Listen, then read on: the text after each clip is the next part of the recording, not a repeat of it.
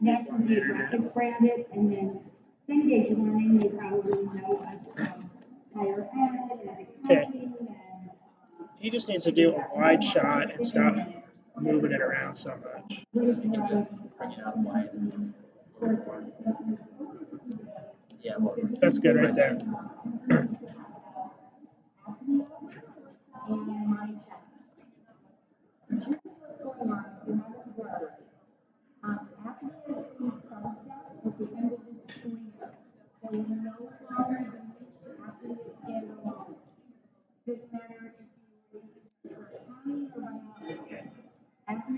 He just needs to do a wide shot and stop moving it around so much. You might be scratching your head and yeah, well, thinking, That's good right there.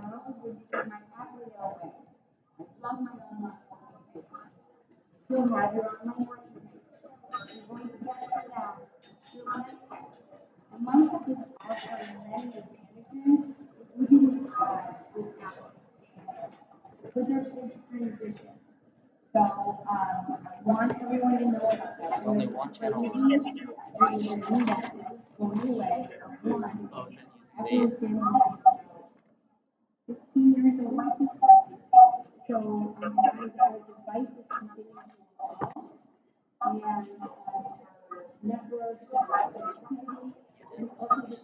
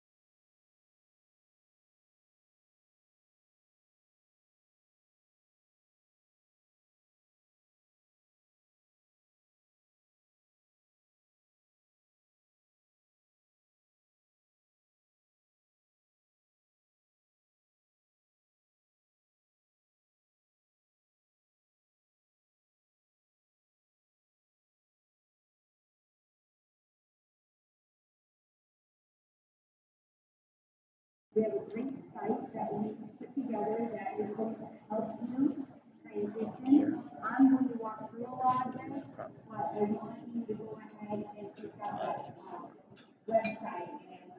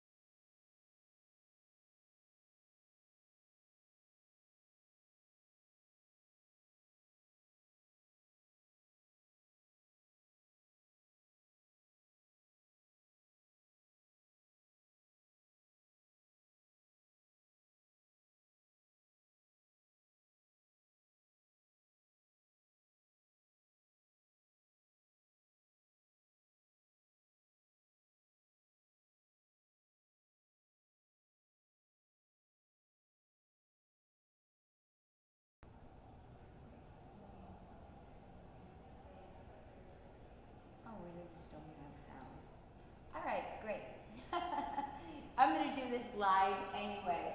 But this is just giving you a little overview of what MindTap looks like for accounting. You still have your online working papers, you're able to move things around, everything's already graded for you. One of the best things about using MindTap with APlia for accounting is that you also have the ebook embedded, so that students do have that opportunity to read in the book, do some activities, quizzes, tests. You can create your own activities. You can add your own activities to the learning path. So there's many things you can do. So what this is really pointing out to you is that APlia is running through the system. Everything is being graded, and you're able to get scores across your whole class, and then also drill into individual students. That is like a fast video, and I talk fast, so I'm gonna. Was this just switched over from the APlia? Basically. Because I just wondered, because like when there were Different. when there was like issues with APlia, or things were values were entered incorrectly, how are we going to run into that again? Or The APlia that's here, that is in MindTap, is totally new. So the things that were broke before should be fixed now. And then if you ever have issues and questions, oh Lord.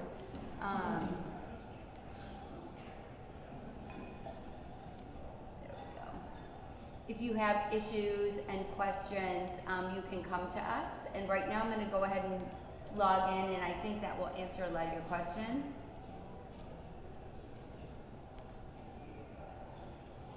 So they buy the textbook each year with the APlia login students? Typically what happens is you have a class set of books, and then each year you're renewing the subscription to the MindTap APlia, or you can buy it for it'll be a year, 3 years, 5 years.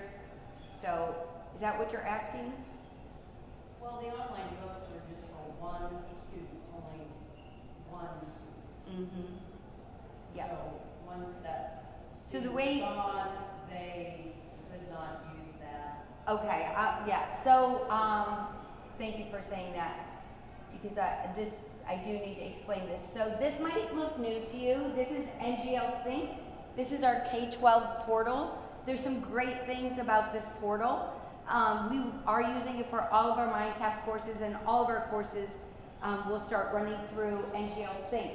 The great thing about NGO Sync is that you have your course set up, and you can launch your course right from NGO Sync. You have your resources here, your teacher resources, your link to the student companion site, and Cognero, which is similar to ExamView. It is a test generator. So one of the great things about Sync is that all of your students that are enrolled in your course, you have access to their username, and you're able to change their password. So you were not able to do that in MindTap, and you were not able to do that in some of our other applications. So with accounting and with everything going through NGO Sync, you'll be able to see your student username, and you'll be able to change their password. The other thing that is different with NGO Sync is there are no codes, no access codes. You will never see cards from us. You'll never see access codes from us. We want a completely codeless delivery, so that you're not having to manage those for years. And when we did away with the codes and we created NGO Sync, we also gave you the opportunity to enroll students in your course, and then if they drop in 3 weeks, that slot is open for another student. So those codes that were burned, and then whoa, now the kid quits, or their schedule changes, or they go to a different school, now I burn that code, and now I'm going to be short. So the issue with those codes and the redemption of those codes has now been eliminated, so you don't have to worry about that. And you can easily transfer a student from one class to another, one teacher to another. The other thing that's great about this is you can toggle between all your sections. And let's say you're teaching 3 sections of accounting and 2 sections of computer apps, you can toggle between those very easily without having to log in, log out, all that crazy stuff. Everything is in your NGO Sync dashboard. So I'm going to go ahead and launch the accounting, and this is the multi-column, and this does include 3 simulations. The other thing I wanted to mention is that simulations that used to be standalone, has anyone in here ever used the accounting simulations? So they used to be standalone, and you could do those print or you could do those electronically. But again, that was another website, another software piece to learn. Now it's all in MindTap. So you can decide, oh, I want 3 simulations. I want 2 simulations. I want 1 simulation, or no, I don't want any simulations. So you make that decision now when you purchase instead of adding it on later. So something to keep in mind. So APlia is gone. It lives in MindTap now. You do still have the opportunity to do simulations, but now you decide where and when you're going to do those. So if you're going to do those electronically, they will be in your MindTap, and you use a different order number, a different ISBN number, based on how many simulations you want. And then of course you still do have those print manual simulations, if you will. Questions about that? So this is how MindTap is set up. Can everybody see that all right? So this is actually your learning path here. As you can see, it's organized just like a table of contents of your book, and then you have your appendices at the end, and then anytime there are updates, like this has the 2017 tax code change, so whenever there are updates, they'll just get pushed out to your account, so that makes it much easier. As we open the parts, now we see that it's organized according to the chapters, and when I open a chapter, see if I can make this larger. So when I get into a chapter, I have several activities available. So I have reading activities, and then when I click into end of lesson review, I have vocabulary terms practice. I have audit my understanding. I have the online working papers, and I can go down into the next lesson. So for every lesson, there's an end of lesson review. Right now, what I'm opening is the ebook. So this might be new to some of you. So the ebook in MindTap is pretty slick. You can do all kinds of things with it. So when I'm in the ebook, I can highlight text, and when I highlight text, I can create a highlight that trickles down to all of my students. A lot of our students are not really good at creating highlights. They need some modeling with that. You as the teacher or individual users, whether it's teacher or student, can highlight text, and those highlights just stay with the individual user. The teacher is the only one that has the opportunity to create highlights that are shared with the rest of the class. And any highlights that I create as a student or a teacher that are not orange, they just stay with me. I can also highlight text, and I know I don't have the speaker really working right. HDMI is supposed to do both, but it's not working. So the text is read aloud to students, and kill this.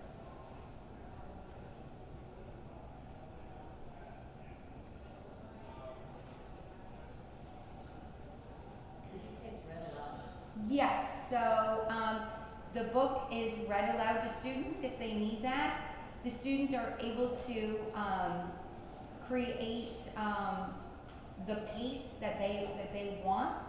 So the students can go over to the Read Speak icon and they can select, oh, I want a British male voice, I want a female voice, I want a male US voice, Australian. I can pick slow, medium, very fast.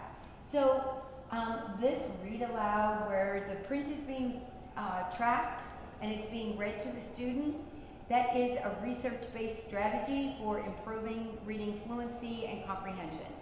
So it is a great tool to help your students who might have a reading issue, but they can really do well and understand the content, but the reading gets in the way. And that is true for all of our MindTaps, regardless of what MindTap you're using. I'm not going to have a video. Is there a limit to the amount of text that students can highlight and have read? No, not really. They could run out of highlight on the page. If you want to have the whole page read aloud to you, you hit the Read Speak up at the top of the page, it reads the whole page. Otherwise, you can select text, and just that text would be read aloud. You can also select text and add a note. This post-it note I can share with my students if I want to, or so I can save that. I can also create a note that perhaps I don't want my students to see, and students can create their own notes. They just can't share those with anyone. So if I want to add a flashcard, I can also do that. So there are digital flashcards that are already created and they're spread throughout the learning path for students. You can create additional flashcards on the fly using text or images. So I'll show you kind of what's already in here for this particular chapter. So for chapter 3, journalizing transactions, this is my flashcard. I can hide the card, I can flip the card, I can go to the next card, I can shuffle the deck. If I'm super ambitious, I can put together a spreadsheet of terms and I can upload those. And they'll all be formatted in these nice little flashcards. These flashcards can be printed or they can just be used digitally. So either way, those are available to both teachers and students. Now remember, all I did was go into a reading activity, and I've already shown you read aloud. I can do highlights. I can do highlights for my students. I can make notes. I can do the flashcards. I can increase the size of the text. I can bookmark this page. I can print this page and print it to a PDF, put it on a thumb drive. Students don't have internet connectivity at home. That's great. You can print it out on actual paper. They let you use the printers. I know a lot of schools have really cut down on how much we can print. So those are pretty much the features in the ebook, except for one more I want to show you, and this is only available to teachers. So if I click on the pencil, I see all these orange plus signs, and when I click here, I can add an activity. So you can put activities of your choosing, of your own creating, right in the student's ebook if you want to. So you could ask a couple questions just to see, did they really read? You could insert a video link. You can insert any documents from your Google Drive or your OneDrive, an RSS feed, a video from Kaltura, another assessment. So all of that is quite easy to use, and you can drop it right in. I'm gonna let that go.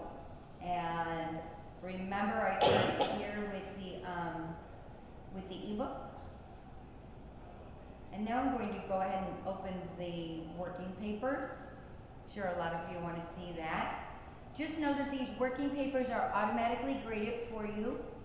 The students can submit the work as many times as you allow. So you get to set how many times the students are going to be able to do these activities. You can also use these work-togethers, are great for whole group activity, project it on the board, work on it together. So as the students start getting used to the APlia app and the transactions. Yes, go ahead. Have you, maybe when you talk to developers, have you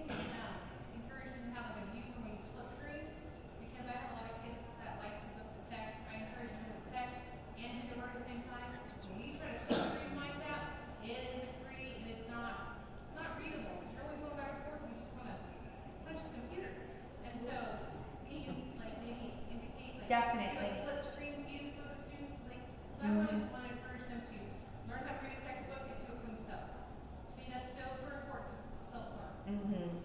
But we can't do that with MindTap. So basically, they put their Chromebook here and they use the computer in my room luckily. So they have Okay, a so laptop. then Split that, screen. you don't have any print, you don't have a class set of the print books then? The print, so you're not print books.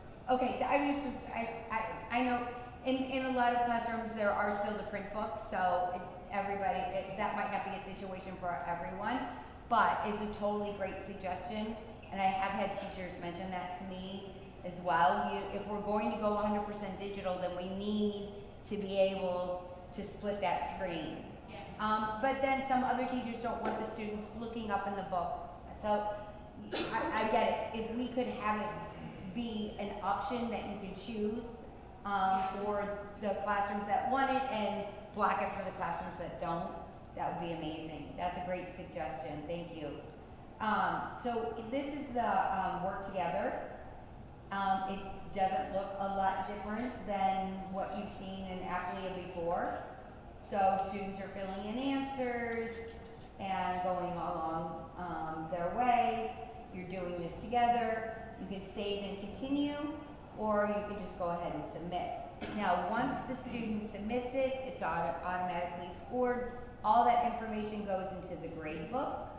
And then in the gradebook, you have the opportunity to change the grades if you need to, or to reassign to certain students that might have been sick or on an IEP, or got some type of accommodations. And then on your own basically works the same way. So it's all loaded here, and everything again is automatically scored. All of that is populated in the scoring app. And in the scoring app, oh, this is going to tell me you don't have any kids. Sorry, you're right, I don't. So when I go into the progress app and I drill in, I'm able to see every lesson, if there's a manual grading that's needed, if it's practice, if it's a graded item on the working papers, and teachers can change from practice. If it's designated in here as practice, you can always change it to graded, and vice versa. Did I see another question, comment in the back? Is that export out of there? Yes, so you can export all of this. Well, you can change your gradebook settings if you want it to have points or percentage to hide your drop students or show the drop students. So that's what you would want to do first. And then when you get to the actual gradebook, which is going to tell me you don't have students, so it's not going to let me do anything. But yes, you can export from the gradebook into a CSV file or Excel file, and you can choose which columns you want to export. So if you need to export it and then import it into your electronic gradebook, you have to manipulate it a little bit, but you can. And on that subject of grades, there is a grade link option if you're using Canvas, Moodle, or Schoology as your learning management system. So if your school is doing that, you can link MindTap right into there as well as your gradebook. So the kinds of things that you're going to see in the reports, and I apologize, these are sample. So you would click on the Progress app, that's your overview, your analytics. So for every single student, it's showing a dot where they are and what they've been working on. Each of these dots represents a student and their work in the MindTap. So this is organizing for you students according to engagement. This one happens to have 11 students in low, 14 in moderate, and 11 in high. So if I wanted to drill into those results, all I would need to do is to click on the 11 students where it's in blue. I click on that, I get a list of this 11 students that seem to be struggling or at least low engagement. And then I can drill into each of those students individually and see exactly what they're doing. I even get to see a screen recording of everything they've done in the system. So any quizzes or APlia work that they've done, the online working papers, I'll be able to see as a teacher exactly what that student did, I can pull them up to me and say, look, I think this is where you might be a little bit confused. This is what you did, let's do this together. Now you might be wondering, what indicates low, high, low, moderate, or high engagement? It's based on how many activities the student is accessing and then the number of hours that they've been in the system. So if they're logging on and they're going through and they're doing some on your own work and they're doing a vocabulary quiz and they're doing some reading and doing flashcards, and they might be watching a video, that all is recorded. So we're looking at, well, how much time you are in the system over how many activities you're accessing. Because we want to know more about a student than just what their grade is. We can get a raw score, we can get a grade, we can get points, we can get percentages, we can change the points, we can export the grades, we can do all kinds of things with those hard graded items. But we also need to know what that learner's behavior is like. So, and that way we can better help them. So that's the analysis. The Gradebook is where I can see all the activities that my students are working on, the average for my whole class. I can drill into each individual student as you see here, and I see that this student is 90% on anything that's scored, engagement level is high, the student's been in the course 13 hours, 34 logins. These activities access, which I understand you can't see, but we've set up demos for you.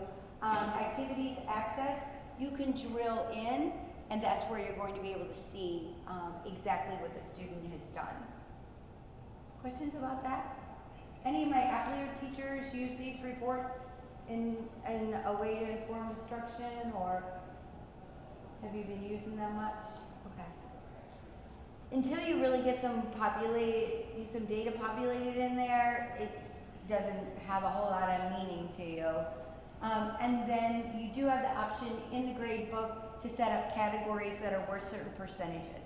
So if you're always going to assign something as homework, and you know in your school homework can't be more than 10% of a student's grade, then that's how you're going to set this up.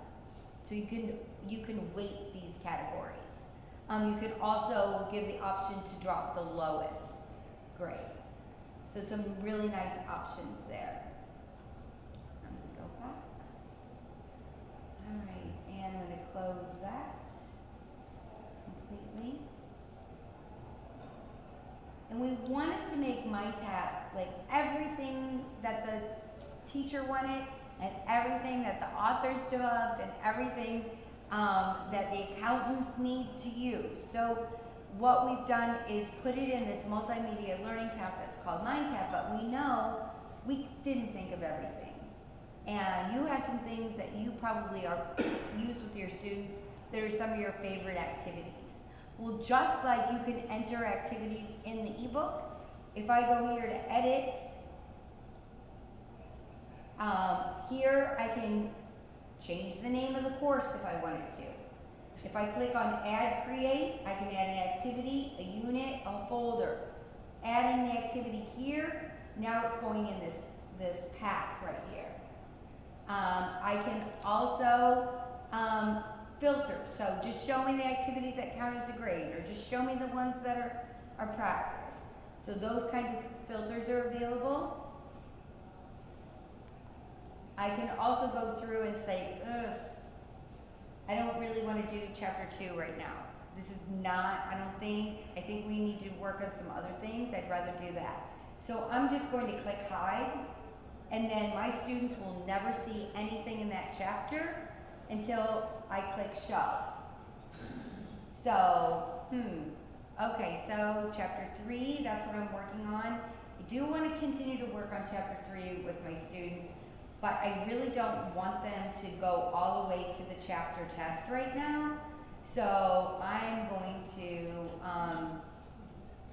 click on test, your understanding. I don't want them to go there or there. They can do the end of lesson review in the study hall, but nothing else. So here I'm going to hide both of those. And then when I want to go back and let the students see it, then I can. Makes it kind of nice.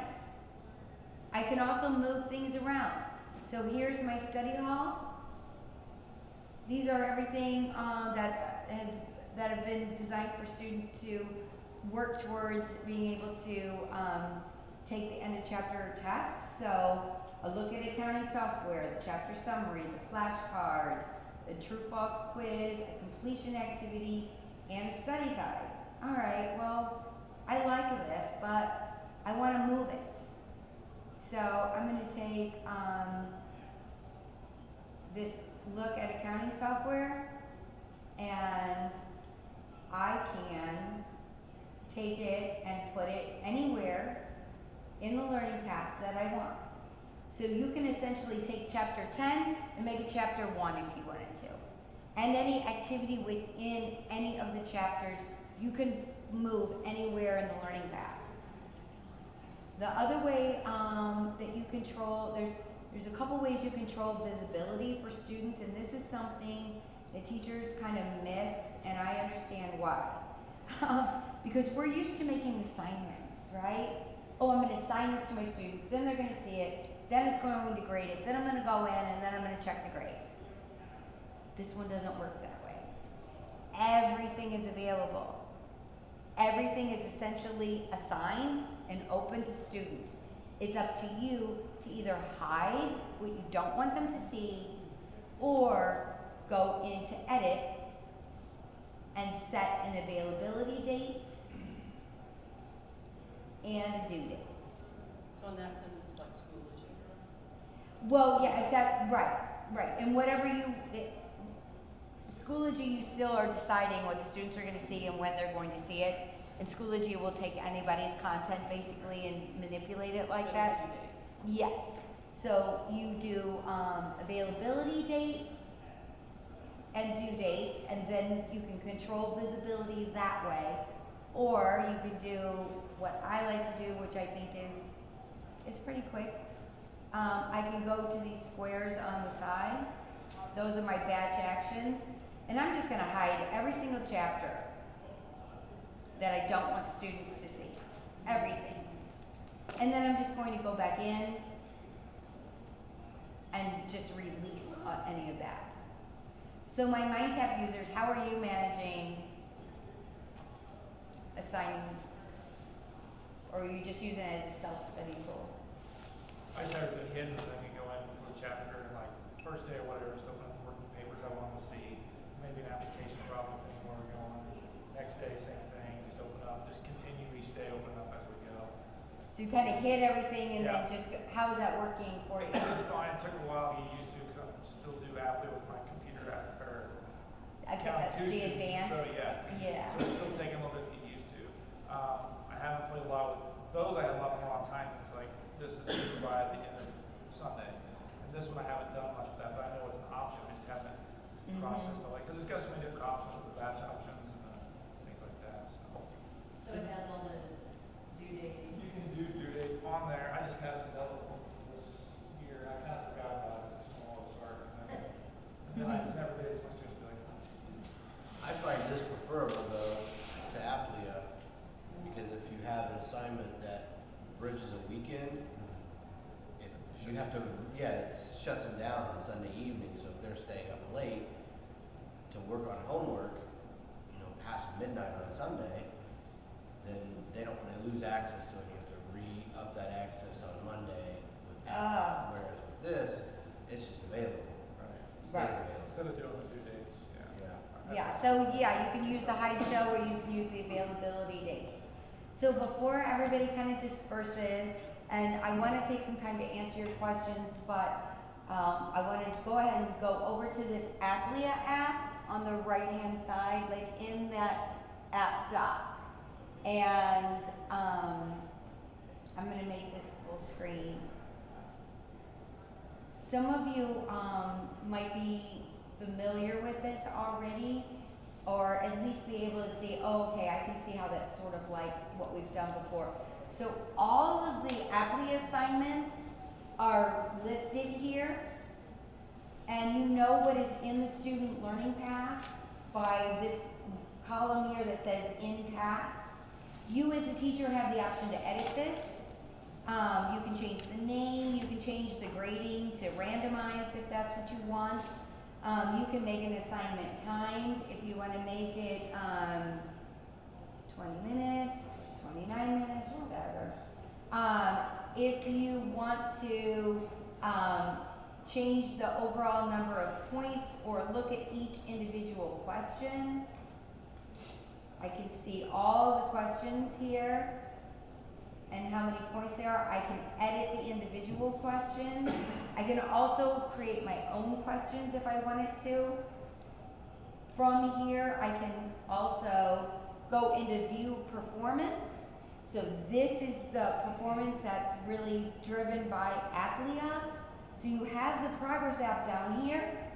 But here's where you can dig deep into how your students are performing. In APlia, you can change your cut scores so that your performance thresholds are color-coded according to how you want them. You can also export all that raw data. And there are several different grading modes that you can use. Another thing about this that I think you'll really like is that you can go up to the top and it seems like the tiniest little thing, but this little question mark here has really great information. So, well, what are the different assignment types? Well, how do I do an individual assignment? How do I view the details? How do I make these changes? So, how do I write my own questions, delete a question, all those kinds of things. And this is sort of that precursor to the split screen that you were talking about, because we didn't even used to have this option to be able to make this full screen or not.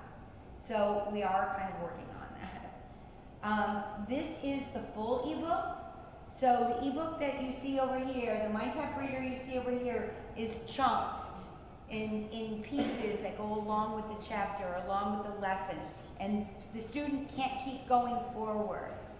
So if they're going to read in the actual ebook, the full ebook, and you want them to go page by page, they would use this ebook here.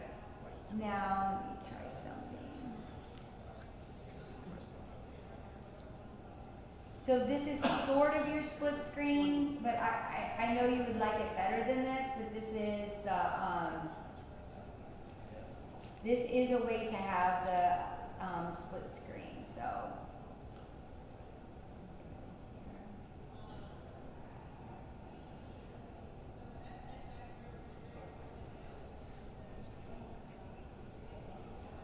Questions, concerns, comments? I have a question. Yes. How many of you are still using paper right now, paper books? Because my biggest question is this, and maybe I'm asking for myself more than anybody else, but the one time I tried APlia a couple of years ago, I found that the in activities that I used with my accounting 2 students, it graded very harshly on it. And so my question for you that are currently using APlia or MindTap is, how do you determine how to give that credit when you go back and they make one mistake and then it just totally shot their grade within the program? Because I got frustrated by that, just doing that one activity, and I thought, if this is the way it's going to be, it's more work to go back and look at the whole thing for every single student versus seeing where they got to and then giving them partial credit on the paper copy. So I would like to hear from you that use it. I It's a would big think question. like APlia, I guess all of the things that they do are so small, little pieces at a time, that there's not, I can't think of a time except. Reinforcement activities is specifically what I'm saying. I don't use reinforcement activities. Okay, anybody use those? I go back in and I just, if I see they have any problems, then I will see where they, because they would grade the whole line, if they got a check on the whole line moving wrong. That's how after we got it,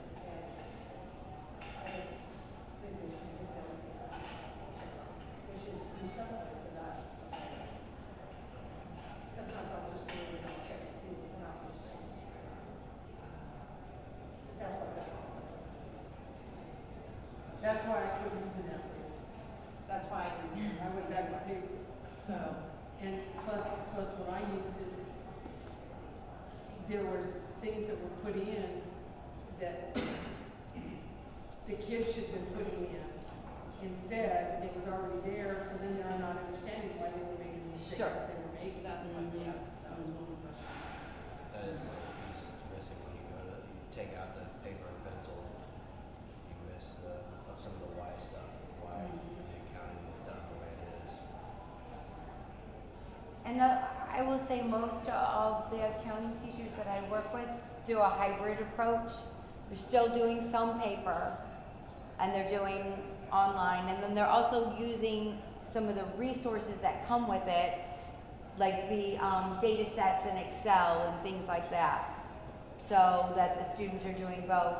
Before I leave this screen, is this helpful for you at all if the students could see it like this in a split screen? When you said on 11-inch screens, because they have 11-inch Chromebooks. Yeah. Not on this, they couldn't, yeah. Yeah, okay. So it's kind of a device thing, okay. Because it looks, that's exactly how it's split on my device. It's not enlarged for the, so I didn't know if that would work. You know, my students use they open 2 tabs. Right, but you still switch between the 2 tabs. Yeah, and I can understand that. And if all your students were working on the exact same thing at the exact same time, you could just project an ebook, right? Right, in theory.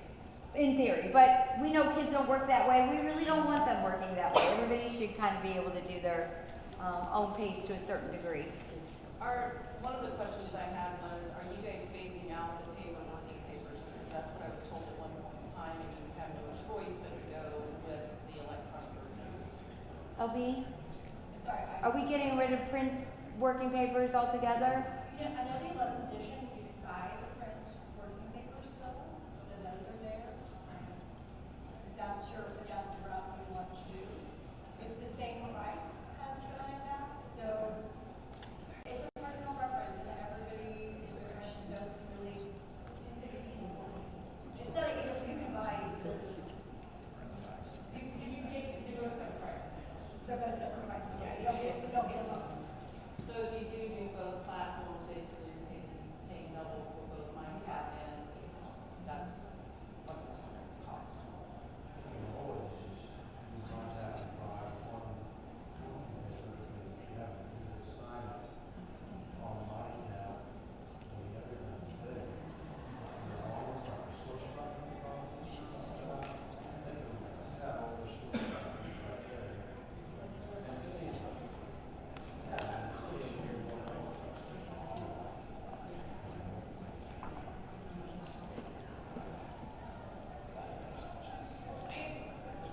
Somebody said that the newer versions are also going to be implementing more of the computer-based software, such as QuickBooks, Dgitial, things like that, that are going to be part of MindTap. Can you expand on that? Yeah, so the simulations are one way where you're looking at real world accounting, you're using real world examples and data and software. So this is the digital diversions. It's really broken up into 7 different assignments. So this is more long term. And when I open this, it will open this new little platform, and you'll be able to see how students would be able to interact in a real situation. Skip this. So here, the students will be doing different tasks: journaling, ledger reports, financial analysis, all of that. So this is designed to be a simulation of real world. You have your source documents, you have your check, you have your tools built in, your calculator tools. This can be self-paced for students, and there are in the first level of accounting there are 3 simulations available, and then in advanced accounting there are 2. So that's one way, but I also think that this is very helpful. So This is at NGO Sync. I'm down on the accounting. I can go to resources. These are my teacher resources, but I have forensic accounting spreadsheets, interactive spreadsheets, journal drills. I have QuickBooks. I have real world problems such as the recycling problems and the working papers that go with that.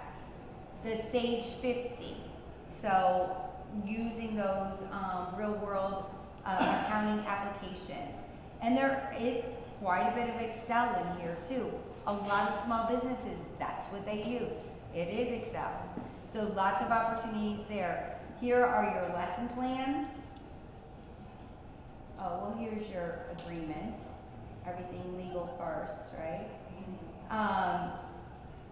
So all of these things are downloadable, savable, editable. So if you do a block schedule and then lesson plans for a daily schedule, there are instructor downloads on solutions and the accounting counts, the math worksheets, the QuickBooks, so all of that, yes. So very much real world applications. And in the new book, there's a section that's all about careers in accounting and think like accountant. So we're bringing that in as well. But all of these activities and all of these resources here are available to the teachers to download and save, edit, and use as you like. And they're designed to complement the text.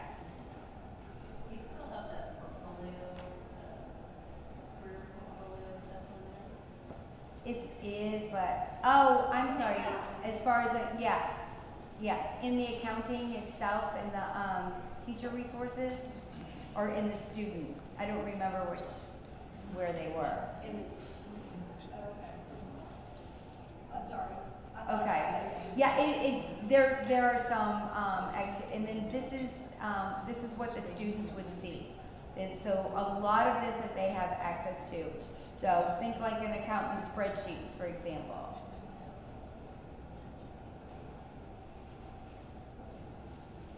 I know that 50 minutes is not a long time to get into this, but I hope that you saw enough to be comfortable. Let us know if you want to try out the MindTap with accounting. We can help you out there.